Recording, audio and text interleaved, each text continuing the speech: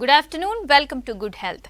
Infertility సమస్యతో బాధపడుతున్నారా? Infertility సమస్యను ఎలా అధిగమించవచ్చు? ప్రైమరీ ఇన్ఫెర్టిలిటీ సమస్యకు కారణాలేంటి? దీనికి హోమియోపతిలో ఎటువంటి చికిత్స అందుబాటులో ఉంది మనకు తెలియజేయడానికి doctor Kiran's homeo life doctor Chaitanya garu మనతో పాటు ఉన్నారు. వారిని అడిగి మరిన్ని విషయాలు తెలుసుకుందాం. Hi doctor, good afternoon. Yes doctor, ముందుగా చెప్పండి, ఇన్ఫెర్టిలిటీ సమస్యకు అసలు రీజన్స్ ఏంటి? సో ఇన్ఫర్టిలిటీ అంటే మనకి బేసికలీ మ్యారేజ్ అయిన తర్వాత ఇన్స్పైట్ ఆఫ్ ప్లానింగ్ 1 year తర్వాత కూడా కన్సీవ్ కాకపోతే then it is called infertility అనమాట. సో దీంట్లో మీకు టైప్స్ ఉంటాయి, ప్రైమరీ అండ్ సెకండరీ అని. మళ్ళీ అందులో మేల్ ఫిమేల్ అని అట్లా కూడా ఉంటుంది. సో ప్రైమరీ అనేది బేసికలీ ఏంటంటే ఇందాక మనం అన్నట్టు మ్యారేజ్ అయిన తర్వాత కూడా ఒక్కసారి కూడా కన్సీవ్ కాకపోతే that is considered primary infertility అనమాట. ఒకసారి కన్సీవ్ అయ్యి చైల్డ్ బార్న్ కానీ లేదా అబార్షన్ కానీ ఏదన్నా అయ్యి సెకండ్ టైం ఒకవేళ ప్రాబ్లం అవుతుంటే దట్ ఈస్ సెకండరీ ఇన్ఫర్టిలిటీ అనమాట. సో దీనికి బేసికలీ కారణాలు అంటే మేల్ అంటే మగవాళ్ళల్లో డిఫరెంట్ రీజన్స్ ఉంటాయి, విమెన్లో డిఫరెంట్ రీజన్స్ ఉంటాయి అన్నమాట. మేల్లో మనకి జనరలీ కౌంట్ తక్కువ ఉండటము, కదలిక సరిగ్గా లేకపోవటము, వాటిలో అబ్నార్మల్ ఫామ్స్ ఉండటము, లేకపోతే కౌంట్ అసలు లేకపోవటము, ఇంకొన్ని సందర్భాల్లో వెరికోసీల్ అని ఒక ప్రాబ్లం ఉంటుంది, దానివల్ల ఇంకా కొన్ని జన్యుపరంగా అట్లా సెర్టోలిసెల్ సిండ్రోమ్ అని ఇట్లాంటి కొన్ని ప్రాబ్లమ్స్, స్పర్మటోజెన్సిస్లో ప్రాబ్లం వల్ల అట్లా కొన్ని అరైజ్ అవుతాయి. విమెన్లో జనరల్లీ చాలా సందర్భాల్లో కనిపించేది థైరాయిడ్, పీసీఓడి కండిషన్స్, మీకు ట్యూబల్ బ్లాక్ ఉంటుంది. Tubal black because of some infections అన్నమాట, వైరల్ ఇన్ఫెక్షన్స్, మనకి రుబెల్లా కానీ హెర్పిస్ కానీ టాక్సోప్లాస్మోసిస్ అని, టీబీ వల్ల అట్లా ఉంటుంది. అట్లనే ఫైబ్రాయిడ్స్, వీటి వల్ల కూడా అబార్షన్స్ అవ్వటం కానీ లేదా కన్సీవ్ అవ్వటంలో ఇబ్బంది అవ్వటం అట్లా కనిపిస్తుంటుంది. ఇరెగ్యులర్ మెన్సెస్ ఉండటము అదొక రీజన్ హార్మోనల్ పరంగా. సో బేసికలీ అయితే ఇవి ఉంటాయి. ఓవర్ వెయిట్ అట్లా ఉండటం కూడా ఒక రీజన్ వస్తుంది. Yes, okay doctor. అయితే పీసీఓడి ప్రాబ్లం తీసుకుంటే ఇది ఒక కామన్ ప్రాబ్లం లాగా ఉంది కదా డాక్టర్. అయితే దీనికి ఎలాంటి జాగ్రత్తలు తీసుకోవాలి అండ్ అసలు ఇది రావడానికి రీజన్స్ ఏంటి? సో పీసీఓడి అంటే పాలిసిస్టిక్ ఓవేరియన్ డిసీజ్ అండి. సో ఇందులో ఏంటంటే మనకి generally women every 28 days to 30 daysకి 28 daysకి ఒక సైకిల్ అని ఉంటుందన్నమాట. అంటే మీకు ఏంటంటే వన్ ఆఫ్ ద ఓవరీస్ నుంచి ఒక ఎగ్ అనేది రిలీజ్ అవుతుంది, ఓవం అనేది. When they plan for conceiving అట్లా దీని ప్రెగ్నెన్సీ కోసం ప్లాన్ చేసినప్పుడు స్పర్మ్ వెళ్ళి దాన్ని చేసుకొని ఫర్టిలైజ్ అవ్వటం అనేది జరుగుతుందన్నమాట. వెన్ దట్ డజంట్ హ్యాపెన్, అంటే జనరలీ 14, 15, 16 day అట్లా రిలీజ్ అవుతుంది. When that doesn't happen again it is shaded అనమాట. అదే మనకి మెన్సెస్ రూపంలో కనిపిస్తుంది. So due to various reasons రెగ్యులర్గా మెన్సెస్ అనేది జరగదు. కొంతమందికి యానోవులేటరీ సైకిల్స్ అని ఉంటాయి అన్నమాట. టైంకి మెన్సెస్ వస్తుంది కానీ ఎగ్ అనేది రిలీజ్ అవ్వకపోవటం అట్లా జరుగుతుంది.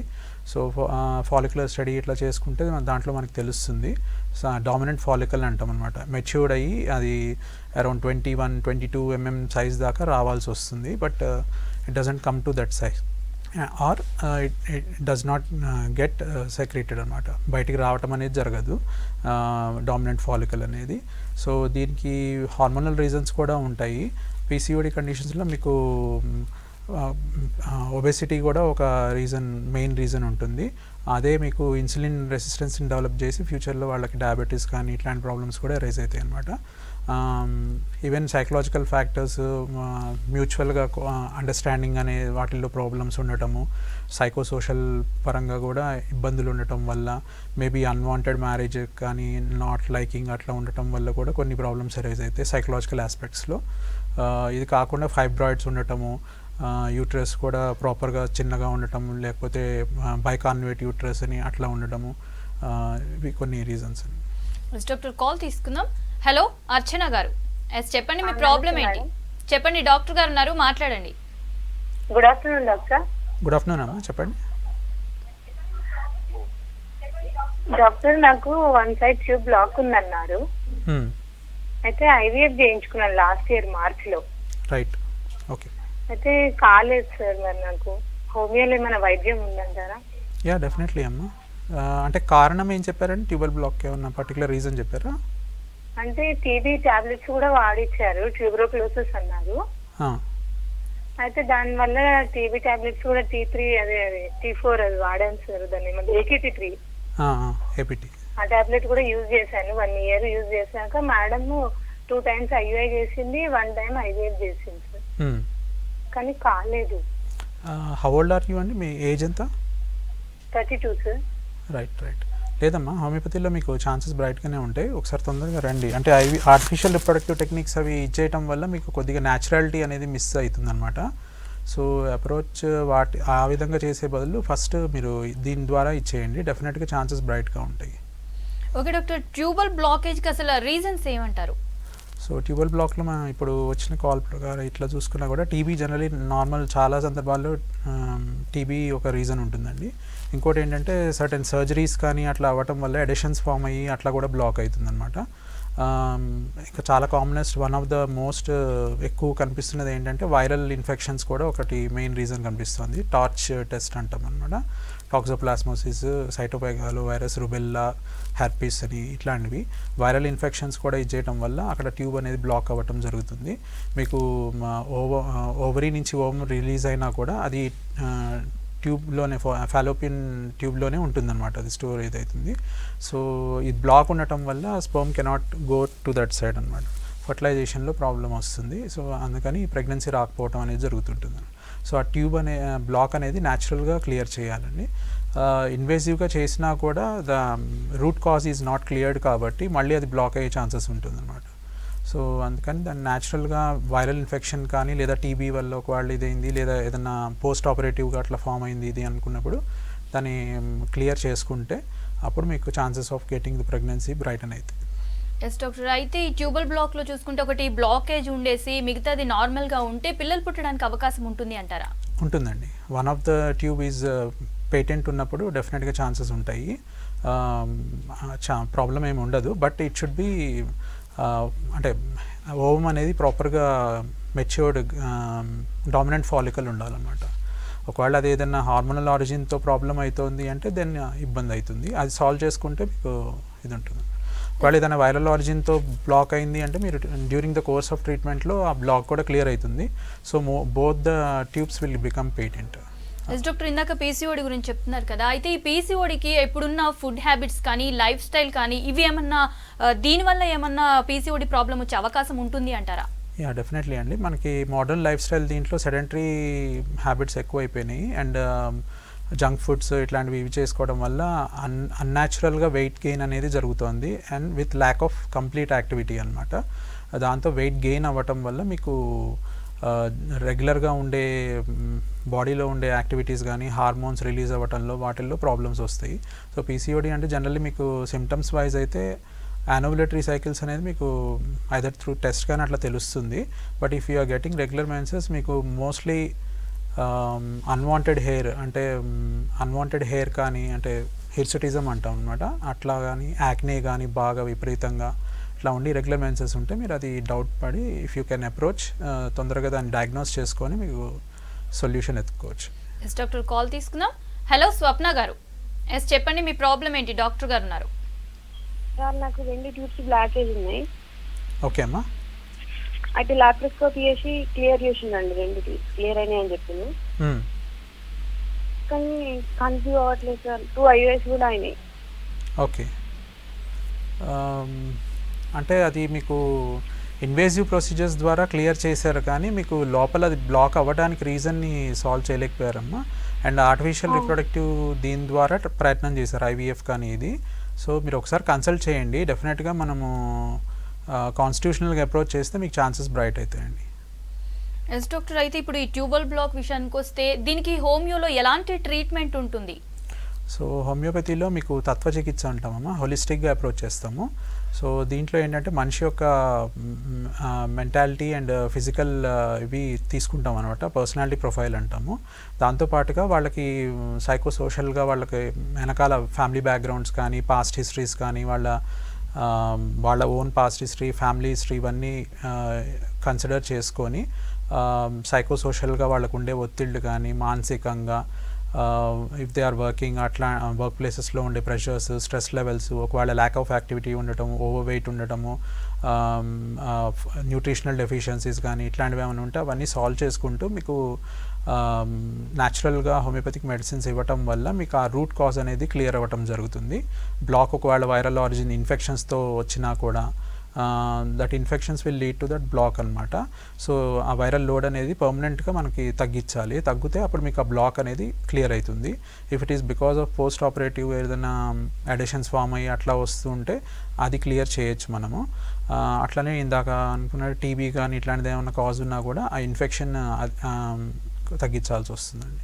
రూట్ కాజ్ని క్లియర్ చేసుకుంటే మీకు అప్పుడు ఛాన్సెస్ బ్రైట్ అవుతాయి అనమాట. ఇది ఓన్లీ ఎక్స్ప్రెషన్ అనమాట మీకు కనిపించేది. సో జనరలీ మనం ఇన్వేజివ్గా ఏంటంటే బ్లాక్ని క్లియర్ చేస్తారు కానీ దానికి వచ్చిన బేసిక్ రూట్ని చేయలేకపోతారు. అప్రోచ్ డిఫరెంట్ ఉంటుంది హోమియోపతిలో. ఎస్ డాక్టర్, నెక్స్ట్ కాల్ తీసుకుందాం. హలో ఉదయ్ గారు, ఎస్ చెప్పండి మీ ప్రాబ్లం ఏంటి? డాక్టర్ గారు ఉన్నారు,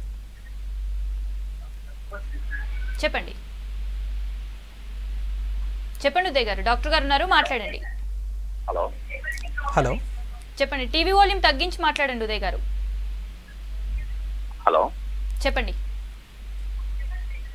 good evening sir. Good evening అండి, చెప్పండి Uday sir. Good evening sir. Good evening అండి, చెప్పండి. టీవీ తగ్గించాం మేడం సార్. ఓకే చెప్పండి. మేడం మ్యారేజ్ అయ్యి 1.5 month అయింది మేడం. ఓకే హలో ఓకే చెప్పండి, వింటున్నారు డాక్టర్ గారు, వింటున్నారు, చెప్పండి. 1.5 year అవుతుంది మేడం మ్యారేజ్ అయ్యి. Okay. First third month pregnancy ఉంది సార్. ఆఫ్టర్ 3 months తర్వాత అబార్షన్ అయింది. అయితే ప్రాబ్లం ఏమంటే హార్ట్ బీట్ పెరగలేదని చెప్పారు సార్. రైట్. మళ్ళీ ఇప్పుడు దాకా మళ్ళీ ప్రెగ్నెన్సీ కాలేదు. ఓకే. సో ప్రాబ్లం ఏమంటారు సార్? ఓకే. సో అది సార్ డౌట్. రైట్. అంటే ఫస్ట్ ట్రైమెస్టర్లో అట్లా అబార్షన్స్ కానీ అట్లా స్పాంటేనియస్గా కానీ మిస్డ్ కానీ లేకపోతే ఇట్లా హార్ట్ రిలేటెడ్ ఇది ఉన్నప్పుడు మీకు సర్టెన్ అంటే కన్సాంగ్యునస్ మ్యారేజెస్ అట్లా ఉండే ఛాన్సెస్ ఉంటాయి. అంటే మేనరికం మ్యారేజెస్ కానీ అట్లా వాటిల్లో కొద్దిగా ఛాన్సెస్ బ్రైట్గా ఉంటాయి. రెండోది మనము కన్సిడర్ చేయాల్సింది ఏంటంటే మీ దాంట్లో ఒకవేళ స్పర్మ్ క్వాలిటీ కానీ వాటిల్లో కొద్దిగా తేడాలు ఉన్నా కూడా అట్లాంటి అబార్షన్స్ కానీ మెచ్యూరిటీలో వాటిల్లో ప్రాబ్లమ్స్ ఉంటాయి అన్నమాట. అది రూట్ కాజ్ అనేది కనుక్కోవాలండి. ఒకసారి మీరు అన్ని రిపోర్ట్స్ కానీ అవి తీసుకొని ఒకసారి కన్సల్ట్ చేయండి. ఒక్కసారి వచ్చింది కాబట్టి న్యాచురల్గా డెఫినెట్లీ మీరు డిసప్పాయింట్ అవ్వకండి. We can solve that problem. Yes doctor, చాలా మందిలో చూస్తుంటే ఇప్పుడు ఇట్లా కాలర్ అన్నట్టుగా రిపీటెడ్గా అబార్షన్స్ అవుతూ ఉంటాయి కదా, దీనికి కారణం ఏంటంటారు? ఈ one of them will be the reason అండి, లేదా ఇద్దరిలో ఉండొచ్చు లోపము. బట్ మోస్ట్ లైక్లీ మేల్ సైడ్లో స్పర్మ్ క్వాలిటీలో కానీ మొటిలిటీలో వాటిల్లో తేడా ఉంటుందన్నమాట. అంటే నేచర్ సెలెక్ట్ చేసుకునే దాంట్లో మీకు మంచి క్వాలిటీ ఆఫ్ స్పర్మ్ అనేది వెళ్ళదు. లేదా వాళ్ళు ఒకవేళ ఏమైనా ఆర్టిఫిషియల్గా అట్లా అప్రోచ్ చేసినా కూడా అట్లా జరిగే అవకాశం ఉంటుంది. సో అది మీకు ఫస్ట్ అది సాల్వ్ చేసుకొని తర్వాత వాళ్ళు ప్లాన్ చేసుకుంటే డెఫినెట్గా కంప్లీట్గా అబార్షన్ అట్లా ఏం లేకుండా క్లియర్ చేయొచ్చండి. ఎస్ ఓకే డాక్టర్, అయితే ఇందాక మీరు అన్నారు థైరాయిడ్ ప్రాబ్లం వల్ల కూడా ఈ ఇన్ఫర్టిలిటీకి థైరాయిడ్ కూడా ఒక రీజన్ ఉంటుంది అనేసి అన్నారు కదా, అయితే దీనికి హోమియోపతితో తగ్గే అవకాశం ఉంటుందా? Yeah definitely. థైరాయిడ్ అనేది మనకి మల్టీ ఫంక్షనింగ్ చేస్తుంది. మనం ఇందాక అనుకున్నట్టు ఒబెసిటీకి కూడా వన్ ఆఫ్ ద రీజన్ అది థైరాయిడ్. ఎందుకంటే మీకు ఫ్యాట్ మెటబాలిజం అనేది బేసిక్ ఫంక్షన్ అనమాట. సో ఫ్యాట్ మెటబాలిజం అనేది ప్రాపర్గా జరగనప్పుడు ఫ్యాట్ అక్యుములేషన్ జరుగుతుంది బాడీలో. దానివల్ల ఓవర్ వెయిట్ ఉండటం వల్ల ఒబెసిటీకి ల్యాండ్ అప్ అవుతారు. దీంతో మీకు హార్మోనల్ ఇంబ్యాలెన్సెస్ వచ్చి you can land up in PCOD are insulin resistance develop అయ్యి డయాబెటీస్లోకి వెళ్ళడము. ల్యాక్ ఆఫ్ యాక్టివిటీ వల్ల మీకు ఏంటంటే డిప్రెషన్ లాంటి ప్రాబ్లమ్స్ ఇట్లాంటివి వస్తాయి అన్నమాట. సో హైపోథైరాయిడ్లో కానీ అట్లాంటి థైరాయిడ్ ప్రాబ్లమ్స్ ఉండటం వల్ల ఫ్యాట్ మెటబాలిజం, నెక్స్ట్ థర్మోరెగ్యులేటరీ మెకానిజం ఒకటి ఉంటుంది. థర్డ్ది ఏంటంటే మీకు బ్రెయిన్లో సెల్స్ని డెవలప్మెంట్ చేస్తుందన్నమాట. అందుకనే విమెన్ క్యారింగ్ టైంలో ఒకవేళ వాళ్ళకి థైరాయిడ్ ఉంటే నార్మల్గా ఉండాలి లేదా బాగా కంట్రోల్లో ఉండాలని చెప్తారు. ఎందుకంటే అది సర్టెన్ వాల్యూ దాటి ఇంటర్నేషనల్ దీంట్లో యూఎస్ కానీ ఇట్లా చూసుకుంటే 2.5 ఉండాలి TSH ఇది. సో లైక్ 4 కానీ 5.5 అబోవ్ అట్లా వచ్చింది అనుకోండి. సో వాళ్ళకి బ్రెయిన్లో న్యూరాన్ డెవలప్మెంట్స్ వీటిల్లో ప్రాబ్లం వస్తుంది అనమాట. ఎదిగే పిల్లల్లో, పుట్టేబోయే పిల్లల్లో ఆ ప్రాబ్లమ్స్ అరైజ్ అయితే వాళ్ళు later on they will develop mental retardation కానీ అట్లాంటి ప్రాబ్లమ్స్ అరైజ్ అయ్యే అవకాశం ఉంటుంది. సో ఆ ప్రాబ్లమ్ సాల్వ్ చేసుకొని ఒకవేళ ముందు నుంచే ఉంటే అది సాల్వ్ చేసుకొని దాన్ని ప్లాన్ చేసుకోవడం బెటర్. ఏజ్ ఒకవేళ మీకు అడ్వాంటేజెస్ ఉంటే ఇంకా కొద్దిగా ఛాన్సెస్ ఎక్కువ ఉంటాయి. ఎస్ డాక్టర్, కాల్ తీసుకుందాం. హలో జ్యోతి గారు, ఎస్ చెప్పండి మీ ప్రాబ్లం ఏంటి? డాక్టర్ గారు ఉన్నారు, మాట్లాడండి జ్యోతి గారు. నమస్తే సార్. ఓకే, చెప్పండి జ్యోతి గారు. సార్ నమస్తే సార్. నమస్తే అమ్మా, చెప్పండి. సార్ నాకు పెళ్ళై 6 సంవత్సరాలు అవుతుంది. ఓకే అమ్మా. 2 సంవత్సరాల కాంచి పిల్లలు అయితే లేరని హాస్పిటల్లో చూపించుకున్నాం సార్. చూపించుకున్న తర్వాత అబ్బాయికే ఉన్నది ప్రాబ్లం అని చెప్పారు సార్. ఓకే. మెడిసిన్ రాస్తే అయింది సార్. పాప ఇప్పుడు 5 years అవుతుంది. సిజరింగ్ అయింది, ఇంతవరకు అయితే లేదు సార్. అప్పుడు 40 kgs ఉన్నాను, ఇప్పుడు 80 kgs అయినాను సార్. పీరియడ్ కూడా అయితే లేదు సార్. అసలు పీరియడ్స్ అవ్వట్లేదు అంటున్నారా? అవసలేదు సార్. 2 నెలలకు ఒకసారి 3 నెలలు. ఓకే అమ్మా, అది మనం సాల్వ్ చేయాలి. మీ ఏజ్ ఎంత ఇప్పుడు? ఎట్లా సార్ మరి ప్రాబ్లం? మీ ఏజ్ ఎంత ఇప్పుడు? 26 సార్. 26. లేదమ్మా, సాల్వ్ చేయొచ్చు, అది ఏం కాదు. మీరు ఒకసారి కన్సల్ట్ చేయండి. మీ హస్బెండ్ దాంట్లో ఇందాక మనం అనుకున్నట్టు చాలా సందర్భాల్లో ఇన్ఫర్టిలిటీలో ఏంటంటే 30% ఆఫ్ ద కేసెస్లో మగవారిలో లోపం వల్ల జరుగుతూ ఉంటుంది అనమాట. 30% ఆఫ్ ద కేసెస్ 30 to 40%లోనేమో విమెన్లో ఉండటం వల్ల ఉంటుంది. ఒక 30-40%లో ఇద్దరిలో ఏదో ఒక ప్రాబ్లం అరైజ్ ఉంటుంది, దానివల్ల కన్సీవ్ అవ్వటం అనేది కనిపిస్తుంటుంది. ఒక 10 to 20% కేసెస్లో అన్నోన్ ఆరిజిన్తో ఉంటుందండి. ఓకే డాక్టర్, ఈ ఫైబ్రాయిడ్స్ చూస్తే చాలా మందిలో చూస్తూ ఉంటాం కదా, అయితే దీనికి రీజన్స్ ఏంటిది, అసలు ఎందుకు వస్తాయి, దీనికి కారణాలు ఏంటి? ఇవి కూడా మీకు ఏంటంటే హార్మోనల్ ఆరిజినే ఉంటాయండి. కాకపోతే ఇది సబ్మ్యూకోజల్, సిరోజల్ ఇట్లాంటివన్నీ వేరియస్ ప్లేసెస్లో ఉంటాయి అన్నమాట. యూట్రస్ లోపల వాల్స్లో ఉంటుంది. సో వాటి వల్ల డిస్ఫంక్షన్ అంటే విపరీతంగా బ్లీడింగ్ అవ్వటం కానీ, మెన్సెస్ ప్రాపర్గా అవ్వకపోవటం కానీ, అయినప్పుడు విపరీతంగా అవ్వటం విత్ పెయిన్, అది ఉండటం స్పేస్ ఆక్యుపైయింగ్ లీజన్స్ అనమాట. దానివల్ల కూడా మీకు కన్సీవ్ అవ్వటంలో వీటిలో ఇబ్బంది వస్తుంది అనమాట. సో ఒకసారి ప్రాబ్లం సాల్వ్ చేసుకుంటే నో ప్రాబ్లం అండి. ఓకే డాక్టర్, అయితే ఎండోమెట్రియోసిస్ అంటే ఏంటి, దీనికి రీజన్స్ ఏంటి?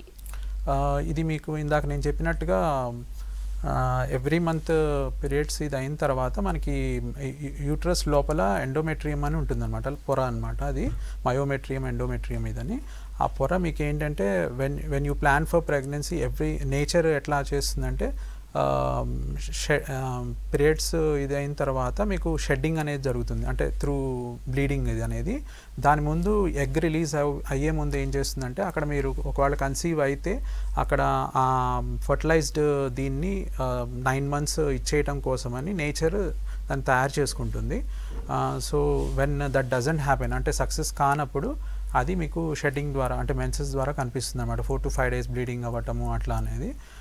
సో ఇది ఎండోమెట్రియోసిస్ అనేది ఏంటంటే విపరీతంగా ఎక్కువగా వాపు వచ్చేస్తుంది అక్కడ. కొంతమందికి 2-3 months అవ్వకుండా అట్లా అయ్యేసరికల్లా అది థిక్నెస్ అనేది పెరిగిపోతుంది అనమాట. వెన్ వాళ్ళు ఒక డాక్టర్ని అప్రోచ్ చేసినా, లేకపోతే దానంతట అదే ఒక 3 monthsకి ఒకసారి, ఇందాక కాల్ చేసిన వాళ్ళలో కూడా 2-3 monthsకి ఒకసారి వస్తుంది ఇట్లా అన్నారు కదా, వాళ్ళలో ఏంటంటే ఆ పొర అనేది వాపు ఉండటము, ఇన్ఫెక్షన్స్ వల్ల కూడా ఇట్లా అవ్వటము, రిపీటెడ్ ఇన్ఫెక్షన్స్ వల్ల అట్లా జరుగుతూ ఉంటుంది. సో ఆ పొర ఎక్కువ ఉండటం వల్ల వాళ్ళకి ఎప్పుడైతే అవుతుందో హెవీగా అవుతుంది, లేదా టూ ఫ్రీక్వెంట్గా అవ్వటం, ఎవ్రీ 15 daysకి 10 daysకి విత్ లాట్ ఆఫ్ పెయిన్ అట్లా కూడా జరుగుతుంటుంది. సో అది కూడా మీకు అబార్షన్స్కి కాజ్ చేస్తుంది అనమాట. ఒకవేళ కన్సీవ్ అయినా కూడా అబార్షన్ అవ్వటము అట్లా అవుతుంది. సో ఆ ప్రాబ్లం కూడా సాల్వ్ చేయొచ్చు మనం. ఎస్ డాక్టర్, నెక్స్ట్ కాల్ తీసుకుందాం. హలో నరేష్ గారు, ఎస్ చెప్పండి, మీ ప్రాబ్లం ఏంటి? Hello sir. చెప్పండి నరేష్ గారు, డాక్టర్ గారు ఉన్నారు, మాట్లాడండి. సార్ మాకు ఆల్రెడీ 3 years బాబు ఉన్నారు సార్. హలో. ఓకే చెప్పండి. మా వైఫ్ కి రీసెంట్ గా 2 times, ఒకసారేమో బేబీలో డౌన్ సిండ్రోమ్ కండిషన్ ఉందని అబార్ట్ చేయించాం సార్. ఇంకోసారేమో పదాంతలు అదే అబార్షన్ అయిపోయింది సార్.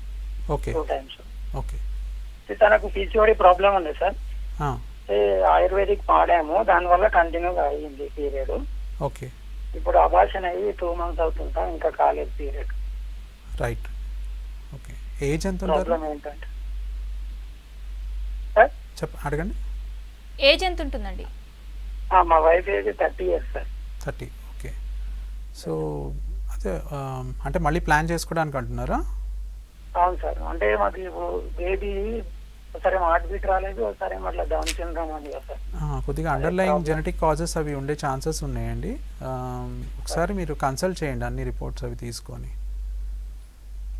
ఎస్ డాక్టర్, ఇన్ఫర్టిలిటీకి one of the reason PCOD అన్నారు కదా డాక్టర్. అయితే ఈ పీసీఓడి ప్రాబ్లం రాకుండా ఎలాంటి జాగ్రత్తలు తీసుకోవాలి అండ్ ఈ పీసీఓడిని ఎంత సీరియస్గా తీసుకోవాలి? ఆల్ ద ప్రాబ్లమ్స్ అంటే మనం ఇందాక లిస్ట్ చేసుకున్నవి కానీ కొన్ని ఇవి కానీ ఎనీథింగ్ ఈజ్ ఇంపార్టెంట్ అండి. పీసీఓడి ఏంటంటే మోస్ట్ కామన్గా చాలా వరకు కనిపిస్తుంది మోస్ట్ ఆఫ్ ద కేసెస్లో. సో దీనికి యాక్టివ్ లైఫ్ స్టైల్ ఉండటము, వెయిట్ కంట్రోల్ మెకానిజమ్స్ అనేవి రెగ్యులర్గా ఫాలో అవ్వటం అనేది ఉంటుంది. కొద్దిగా జంక్ ఫుడ్స్ ఇవి తగ్గించుకొని రెగ్యులర్గా వాకింగ్ కానీ ఇట్లాంటివి పెట్టుకోవడం బెటర్. ఎనీథింగ్ మీకు కన్సిస్టెంట్గా ఒకవేళ ఇరెగ్యులర్ మెన్సెస్ కానీ ఏదన్నా అన్యూజువల్గా ఏమైనా సిమ్టమ్స్ కనిపిస్తున్నాయి, వెయిట్ గెయిన్ ఏమైనా అన్యూజువల్గా అవుతున్నా, పీరియడ్స్ ఏమైనా అన్యూజువల్గా హెవీగా అవుతున్నా లేకపోతే డిలే అవుతున్నా వెంటనే అప్రోచ్ చేయండి, నెగ్లెక్ట్ చేయకండి. ఒకవేళ అది మొగ్గలోనే ఉంటే మనము ఈజీగా సాల్వ్ చేసుకోవచ్చు. టూ క్రానిక్గా అయినా కొద్దీ మీకు టైం కూడా డ్యూరేషన్ ఎక్కువ ఉంటుంది అండ్ తర్వాత ఇన్ఫర్టిలిటీ వాటిల్లో కూడా ప్రాబ్లం ఫేస్ చేస్తారు ఎక్కువ. ఎస్ డాక్టర్, నెక్స్ట్ కాల్ తీసుకుందాం. హలో శ్వేత గారు, ఎస్ చెప్పండి మీ ప్రాబ్లం ఏంటి? Good afternoon sir. Good afternoon, చెప్పండి శ్వేత చెప్పండి. నాకు 4 years బాబు ఉన్నాడు సార్. ఓకే, ఇప్పటి వరకు ఇంకా ప్రెగ్నెన్సీ కోసం చూస్తున్నాము. అయితే స్టమక్ పెయిన్ వచ్చింది 2-3 months ఓకే. బ్యాక్. మేడం దగ్గరికి వెళ్తే first hormone balance test, thyroid ఇవన్నీ చేశారు. ఓకే, ప్రొలాక్టిన్ హార్మోన్ అని ఎక్కువ ఉంది అని చెప్పారు. రైట్. అయితే ట్రీట్మెంట్ కూడా తీసుకున్నాము 1 month వరకు.